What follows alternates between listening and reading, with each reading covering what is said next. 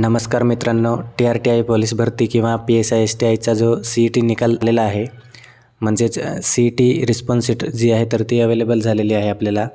तर त्यांच्यात मुलांना जे ऑनलाईन मार्क आहे तर ते त्या ठिकाणी आपण चेकआउट केल्यानंतर काही विद्यार्थ्यांना 30 मार्क्स आहे किंवा काही विद्यार्थ्यांना 40, 45, 50, 60 अशा प्रकारचे जे मार्क्स भेटलेले आहे.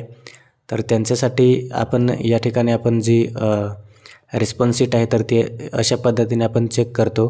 तर आपला जर प्रश्न बरोबर असेल, प्रश्न आणि उत्तर, तर आपल्याला अशा पद्धतीने त्या ठिकाणी जे आहे तर ते पाहायला मिळणार आहे. तर टोटल या ठिकाणी जे विद्यार्थ्यांना आहे तर ते 30 असेल किंवा 40 असेल मार्क किंवा 50 असेल किंवा 60 असेल. तर अशा पद्धतीने जे मार्क आहे तर ते मुलांना भेटलेले आहे. तर त्यामुळे आपल्याला कमेंट वगैरे, मेसेज वगैरे यायला लागले आहे की आमचं होणार आहे की नाही, आमचं होणार आहे की नाही.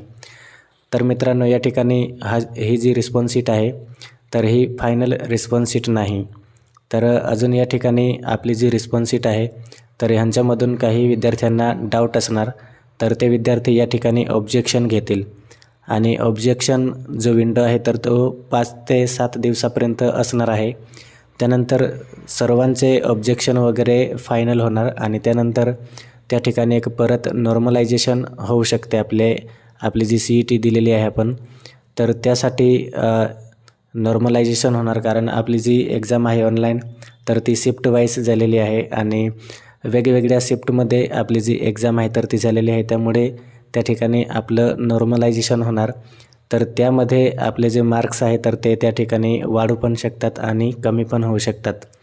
तर त्यानंतर आपलं जे कट ऑफ आहे तर ते कट ऑफ त्या ठिकाणी लागणार आहे आणि कट ऑफ लागल्यानंतर आपली फायनल सिलेक्शन होणार आणि फायनल सिलेक्शन झाल्यानंतर आपले डॉक्युमेंट व्हेरिफिकेशन किंवा आपलं जे सिलेक्शन अकॅडमी सिलेक्शन वगैरे आहे तर ती संपूर्ण प्रोसेस त्या ठिकाणी होणार आहे आणि त्यासाठी आपण जो अपडेट आहे तर ते आपल्यासाठी घेऊनच येणार आहे.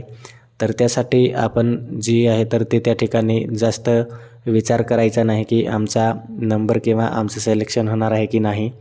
तर ही जी पूर्ण प्रोसेस आहे, नॉर्मलायझेशन असेल, फायनल कट ऑफ असेल, त्यानंतर डॉक्युमेंट व्हेरिफिकेशन, तर ही संपूर्ण प्रोसेस आपण या ठिकाणी तुम्हाला अपडेट देत राहणार आहे. तर आपला जो चॅनल आहे तर तो अजूनपर्यंत आपण सबस्क्राईब केला नसेल तर सबस्क्राईब करून ठेवा. आपण अशाच प्रकारच्या हेल्पफुल व्हिडिओज आपण या ठिकाणी घेऊन येत असतो. थँक्यू.